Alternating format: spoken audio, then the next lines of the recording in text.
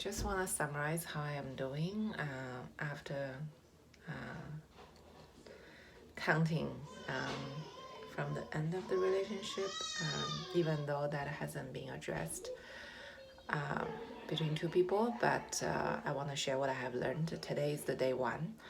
I have learned three things. First is the structure of the relationship. I see there's a fundamental differences in why each of the person want to have a relationship, and the vision and expectation was fundamentally different.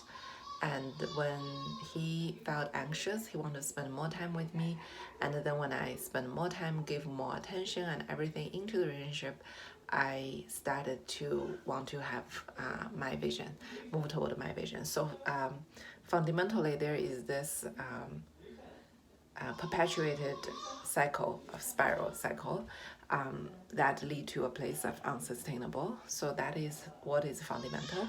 And the communication and everything, what happened on the surface is just wrapped around this root issue. And when I'm able to really calm down, like to think about, to admit this issue, I feel I calm down a lot. I no longer try to bend myself to make it work. I also no longer try to make the relationship, fix the relationship and make it move toward what I wanted. And the second things I have learned is regardless of the capacity, limit of the capacity of the relationship, how it was ended was really nasty, ugly, and there are very subtle manipulation and passive aggressiveness, which fundamentally override what he said and my trust in him as a person. So that was, I'm still in surprise about it, but this is what I newly learned. And I have to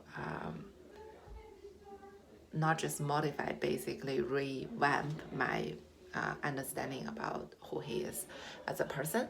And the third learning is about myself, is about my expectations. I have never hold on very tightly to this idea of want to have a marriage or child.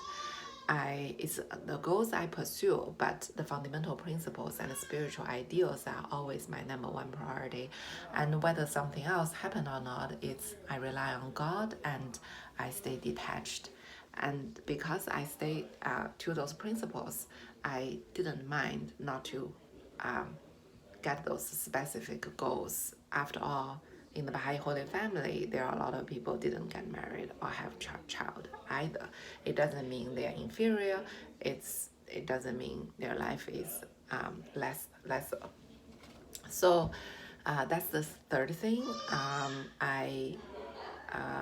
I think there's a difference between being single or continue meeting a lot of people and stay detached and focus on one's own effort while relying on God on any result. And there's a difference between this and being exclusive on one relationship that is not really leading to what I wanted and try to make it work. I think part of my responsibility is agree or subdued to a subtle pressure of being exclusive and wishfully thinking things will work out. So that is not really relying on God. I think there's a difference in that. And also there's a difference between marrying someone or date someone, marrying someone who has a heart and the spiritual faculties of being a father and ended up not having a child, and date and marry someone who does not have the heart and the spiritual qualities of being a father.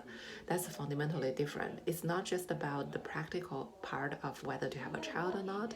It's about the spiritual faculties of the individuals and the relationship. Because if you date and marry someone who has that heart and the intention and the spiritual faculties, even if you don't have a child, you can build something else, a beautiful life.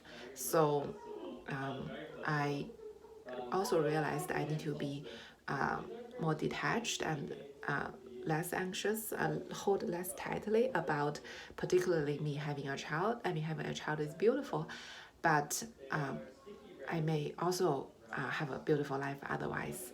So I don't need to hold that tightly. However, it doesn't mean that I would be open to date anybody. Having the heart and the spiritual faculty and the values of parenthood is still very important to me, regardless of whether there is a child or not. This is the third new learning that I have had. I think day one, I recovered pretty well. It was very ugly yesterday, but I think I have a good sense of it. I don't see I will have like a significant new learning in the coming days, but we will see what happens. And thank you for being with me on this journey and giving me the space to share. And thank you for your support.